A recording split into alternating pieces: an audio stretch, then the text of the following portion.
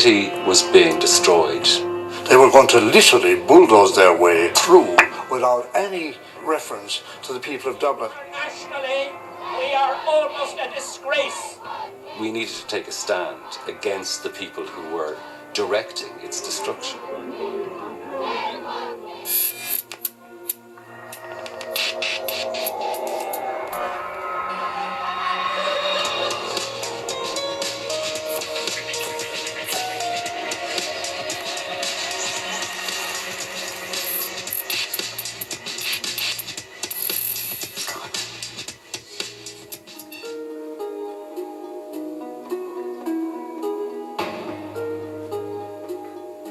Cé an aimint Black Lia. Áit a bhí lúte go seachta le conspóid agus cínlínte sna blianta idir 1967 agus 1981. Rounnig bordas Black Lia an siomh don nefigi carga nua. Ach nar a tháinig sé an solis gribh sé mar cheandas na siomhanna luchlanacha is tábhachtí in Europe, bhí sé na chugad darag. Lucht riartha agus séránig in airce chéile, hí airach na carach.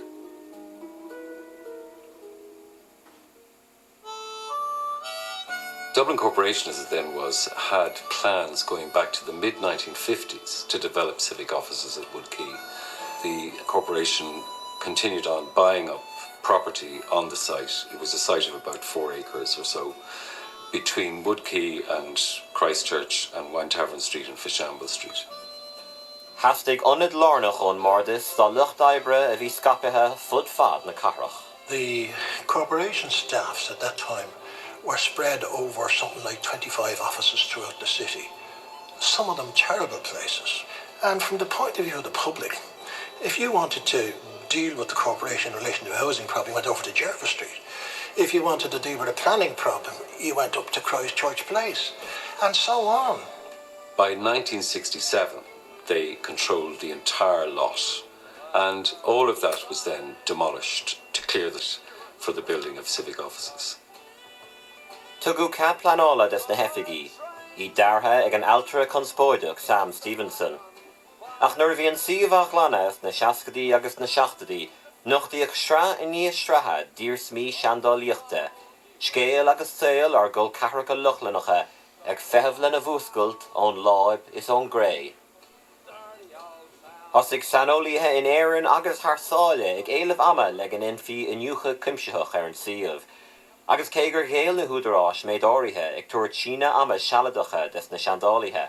Has the museum náisiúnta leis an Mardis a gcónaí, iad ag fógart go blár blase den Severus Starúil. The National Museum at that time had been conducting a fairly limited archaeological excavation on the Wood Quay site after the buildings that were standing there were demolished. There was a certain amount was carried out, and we offered an extension, and the extension was refused, and the museum people said, we're happy. The director of the day, Dr. A.T. Lucas, was a folklore scholar, a mentor of mine, I may add, a man for whom I had huge respect.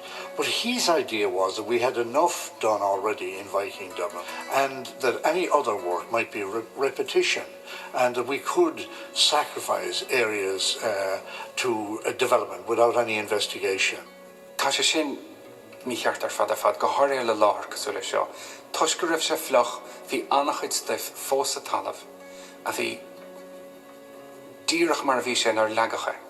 Mar sin bhí mar fechint ar tithe, sráideanna, gataí, gnárudaí an tail, agus as sin is féidir annachchuid a bheith a álam. The museum took the line that they weren't really interested, and they put the most junior man on the staff, the most junior archaeologist, me, who was totally expendable. They dropped me in the deep end of the pool. I suppose the National Museum took the view that its primary duty was to facilitate another public body. Agus léir, nus léir domsa, peiscele, go gaigur of brú áirithe a chur ortha. Brú politúil, brú persanta, brú rudaigant, mar beléir go raibh annacht leis an leabhar seo ó hebh na seandálaíochtar de. Ach bhíidir sanna taú leis na forbartháirí, bhíidir sanna taú le postanna. This was a disgraceful betrayal by the museum of its primary role, which is to safeguard the country's archaeological heritage. They were quite prepared to get off the site and leave it to the corporation's bulldozers. Agus na seandálaí a gobar fi Yeffer agus fi Scáin a dogálaithe. Dairig sever starúil an siomh níos sa léire lá ní lei. We found grass materials used for bedding for people to sleep on, which was still green after 1,000 years. We found pathways still intact. We found house walls, fireplaces with the ash still there after 1,000 years. The curbs, the nuts they chewed around the fireplace in the autumn, thrown on the floor. We got a far wider range of building types, better preserved, and we found out more about town layout than in any other previous excavation in Europe. Ach le lindas na seandálaithe bheith gobar a chuid an siomh. Bhí ábhar a bhaint ó chuid eile de, gan aon inniucha seandálaíochta. Well, as you know, I was leaving rubbish down to the dump, and before I knew where I was finding 13th century piece of pottery, 16th century pipes, antlers with saw marks on them, like this piece here. Chur scéalta den chinál seo olc ar an bubble, agus drastal na slúte ar olchrúnithe a góide. Agus in 1976 bhanig darnán scolóirí agus seandálaithe an grúpa Friends of Medieval Dublin, fi stúr FX Martin, Manach agus Stínach. Chúidir mun gníomh chun an pobal a gríosa agus cé an aimime a hábháil. There was awareness, mainly among historians and archaeologists, that there was a real medieval heart to Dublin, which probably was not recognised as such. I was teaching in Ballyfermot, which was very, very close to medieval Dublin, but 1,000,000 miles away from medieval Dublin. And I was very aware of the need to bridge that divide between the two. And the way to do that was through public activities of one sort or another. Wood Quay should and must be preserved as a national monument.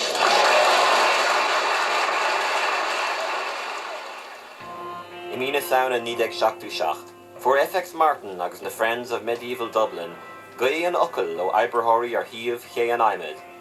Bhí na hulscartarí ar tí scrisa dhéanamh ar chuid an siomh nach raibh inniucha seandálaíochta ar bith déanta fós air. Le cabharúch líadáirí ar nós Nick Robinson, fuair siad urgar a cuairte a chur srían ar na tógálaithe, an chéad chéim sa chat lethúil ar son ché an aimid. Sílú an cás sin a bheith búte, nuair dógur an tordchúirt raibh cuid de ché an aimid ina héad chortha náisiúnta agus cosantaige dá réir. Ach dairig le bord is fleaclia agus commissionéirí na Naibracha Peibli las a bhaint as cursa de lí a ligdómh scrisa dhéanamh ar héad chortha náisiúnta. Once we secured the designation of a national monument, we thought, we were home and dry.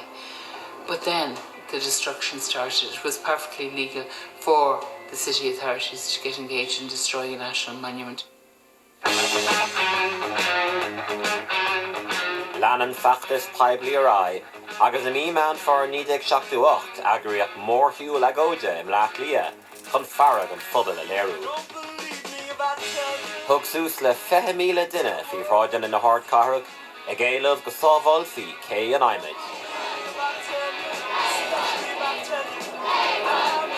The march was organised by the Friends of Medieval Dublin to demonstrate against civic offices being built on the original Viking settlement. There was festivity, but there was also serious purpose, as the poet Thomas Kinsella, the parade's standard bearer, told the crowd outside the National Museum. It is a marvellous chance that we have, in fact, literally stumbled upon the birthplace of our own city. And the authorities, having destroyed part of it, now propose to finish the work of destruction. We felt it was important to demonstrate that there was public awareness. It was about the heart of medieval Dublin, so it was about the foundation of the capital city of the country. We were very determined to make it national, and to our surprise, it became international as well. An tálaíocht bhí san feachta sin an duine óg sin Mary Robinson ag caint agus a bhar céile. We are marching for two purposes today, and please let us remember both purposes. We are marching to stop the destruction of Wood Quay, and we are marching for the construction of civic offices to be constructed elsewhere. Massam go raibh an tiúchar ar an pobal cómór sin nach féidir tú sort an leanach a chur siar. I think we did not realise as a people that we did have a medieval heritage. The Vikings were bad. Suddenly the Vikings were not bad. We were reclaiming that heritage, and people wanted to be part of it. And the moving force behind it all, Professor F.X. Martin of UCD, said what he felt it was all about. The question of the democratic process, that to me is now the nerve centre of the controversy. Is dóil am go raibh sé anar an te cúil, agus go hátha an tathair FX Martin, bhí sé dá húil ard I gcónaí de chaise an Habéid Agustíneach, agus bhí an sort saoíocht sin gur sort Savonarola a bhí in FX Martin. Ach go raibh sé ag líortha, go raibh bhí seo agathair, go raibh bhí seo an éireacht agus go raibh bhí seo banús na carach. Vasas go raibh bhí seo mar déirfá his finest hour. Let us resoundingly say, we want Wood Quay saved! We want Wood Quay saved! Mar thura an mrú peblií agus an gas na cuairteanna, is omí sína ama tugu de Pat Wallace agus dá an seandálaíochta agus hapaidir a deis go fanmhar. Ach bhí muile na tugála chur le costas na neficí carga don bhardas, agus bhí teannas dá an siomh idir seandálaithe agus tógálaithe. The relationship with the corporation officials was often very difficult. It was often fraught with tension. I had to handle that with their officials who were constantly on site harassing our staff and myself particularly, and they complained me to my own department for going slow. My God, on a site where we had a boot to the floor, they always pushed in a few feet beyond the limits, and we'd lose a couple of meters that way. It was a mean little game. Beléir greibh na hiifigigh sa bhardas, greibh anna bhuairt ar fad, a hebh an costas seo ar fad. Ní bhain greibh ortha íocaint as na tochirtaí a thénig, ach éon maile bhí ar se ar fad chuirteach sé leis an costas a bheith ar na hiifigigh nua. Gus ach go háirithe, bhí idir búrtha sa bhardas, go gcuirteach éon bhoga ón láthir a bhí car chéan aonid, go dtí éon áit eile sa chathair, go gcuirteach sé sin go mór leis an costas. Obviously, we wanted the offices, and we wanted the offices as soon as was reasonably possible. Not at the cost of destroying, things that we felt shouldn't be destroyed. Time after time, I agreed to extensions to allow more archaeological investigation, even though it cost us money. It cost us millions to delay the contract. And like the idea that the corporation were painted as vandals and people who didn't care was absolute rubbish. We didn't cause the delay. I didn't. I mean, one corporation official, whose name I remember very well, but I won't give it to you, said to me, "We're paying too bloody much for the archaeology that's here." And I said, "I did not effing well put it here. It is part of our heritage that has survived for 1,000 years. It's the beginnings of Dublin." I míon bhórta ní ag seachtú ní, tháinig deire leis na cahanas na cuairteanna, nuair a bhuaigh bordas fleaclia gunne FX Martin sa chuair dúachtarach. Bhí an caha chailún freisin ar an siomh, áidir raibh scris leanúnach a dhéanamh ar na hir smí seandálaíochta, seanála na carach in a measc. Agus bóthrann dlí dúnta dóibh, díreach lucht an achtais a nard an isis ar an broséis polatúil.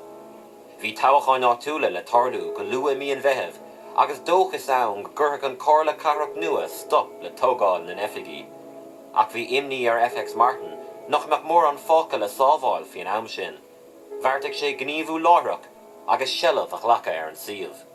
There was a small window of opportunity in June, so we made a decision, let's try and occupy the site and hold it until the new city council comes in. We believed that the new city council would take a different approach and that the decision would be overturned. Níor chur FX Martin ach darnan beag daoine ar an ólas fina phlean. Parsanna polatúla agus glóri mór le rád in chuide smú. Chur sé fistarthú bheith láthair gard an siomh ag an am Quay. Fuair mise an teachtar den UCD agus bhí sé formáilte bí mar défa agus bí gléasta dúte san tórdú sin bí gléasta in Abid Dominicánach. Is cuiine bhís anna bhí sib na bhís an cad bhí kind of Harlú. Agus bhí an fear, an night watchman, ag dúna an gceata le Madra Mór agus graimige an Madra Mór agus dúirt a bheith leis. My man, we wish you no harm, but we are going to take over this lot, this Wood Quay possession, formally. Agus in Santa Crucia an Mayor Sous agus hánig na daoine eile haar timpeall. Agus dígur ní hánig a lán daoine seach. Agus an nuacht fi ngáil seilbhe ag scapa an bhadim dardiún, spragú daoine eile chun dul sa bhar na buil.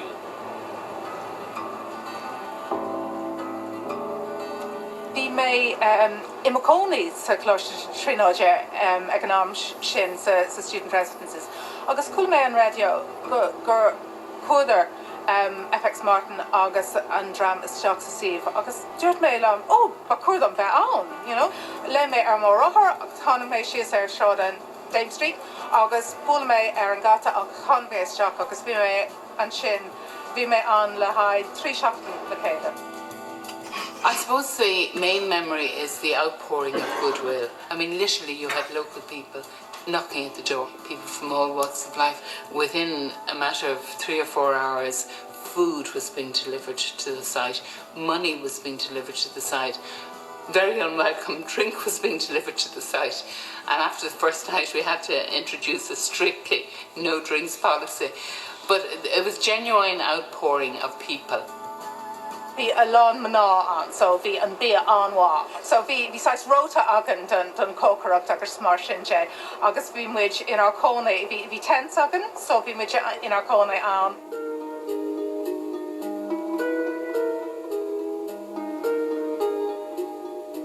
Bhí spirit iontaán, bhí muid an ggéir le chéile, agus bhí muid an chun an Síomh a comad mar bhí sé anas go mé na seandálaí in an teacht arás agus bhí an tuiscint bhí agan, bhí muid an tail a achrú. Bhí teannas ag cé an aimime idir na togálaithe agus lucht an ghabháil seilbhe. Tharla ceismartí nuair a rinne na togálaithe iirecht smacht áil arás ar an Síomh.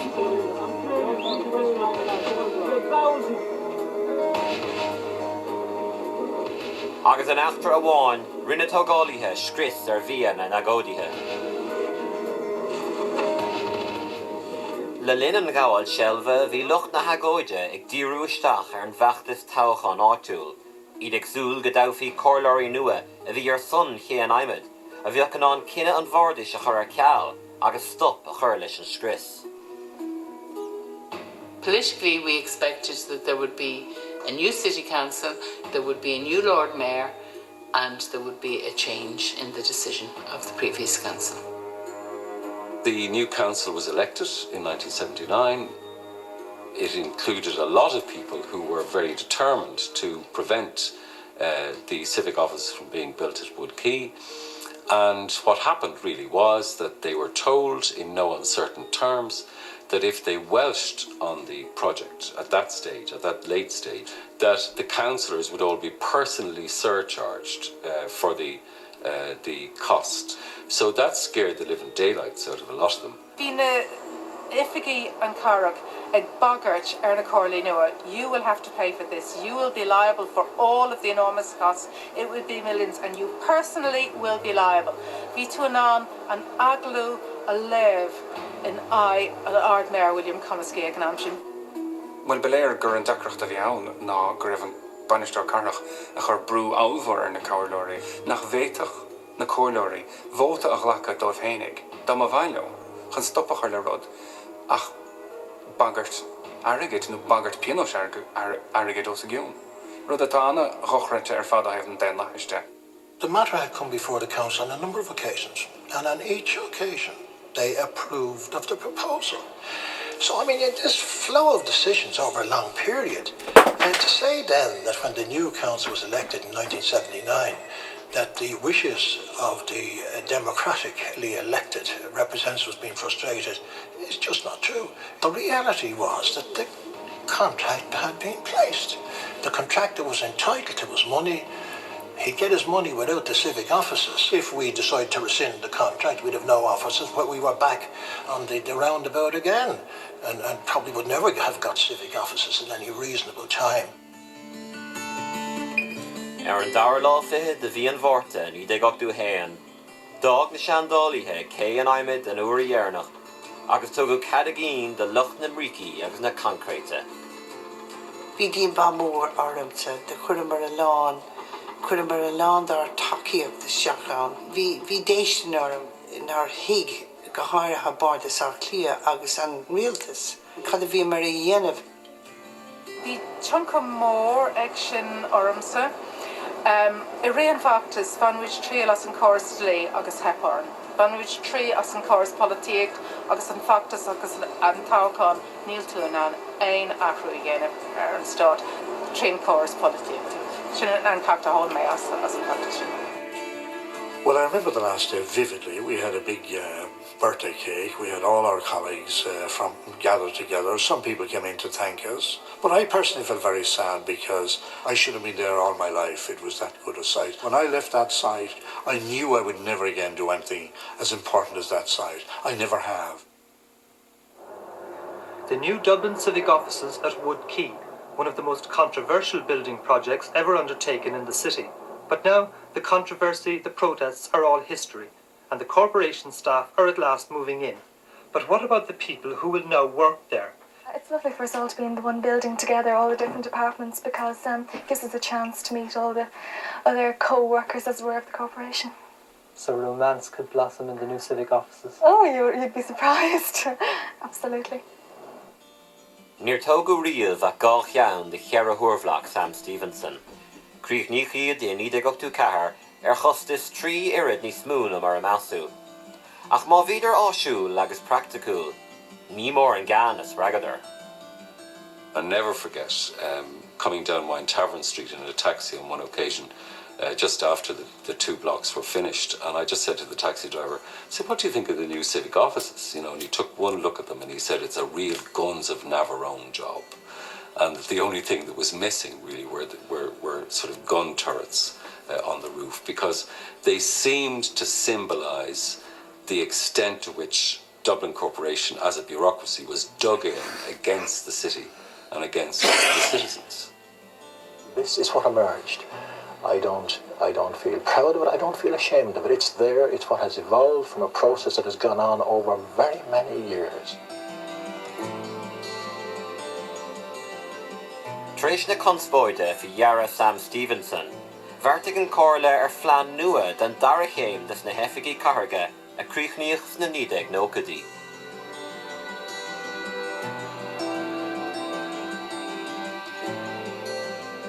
Cailú galore a Quay an Imid, ach tá cuid an méid a sábhailú ar tá spáint an phobal ag Ard Museum na Héireann.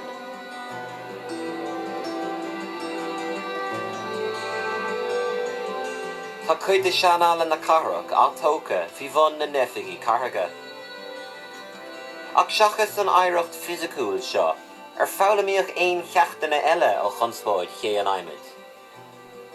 I think what changed was that we became more conscious about the importance of Dublin's heritage as one of its most endearing and essential features, not just in terms of its archaeology, but also in terms of its architecture. Thanks to Wood Quay, there's more of an awareness among the public and in schools of the importance of our heritage, our archaeological heritage. But you know, you look at the debacle in Carrick Mines or the mess in the M3 up in Tara, and you say to yourself, what really came of it? How it never impacted or impinged on the minds of officials. The destruction of Wood Quay, I never liked that term, I don't believe it. Look at what's there today. Look at what now, envisage what it could have been. You would have ended up with a vacant site. To start off again at another site, I mean, it would have in fact meant that they would probably never have been built. Tá fergantí, tá ferbert, tá airgid, tá rudí sin an hochtach bhí gá le hifiigí nua. Ach bheith an tír agus an rucht an bhfuil míid fel áthir. Beléir nar denna chéan planéil fad termach agus beléir le lín an scanal seo a hef céan aimid nach raibh éine ag fechant go fad termach, nach raibh éine tuiscint go bhfuit mis trasóirí a háid, go bhfuit mis buntáiste a háid don chahar chaile mar siad chórtha den chéad go nar a chuir ar an concréadú sa cheann.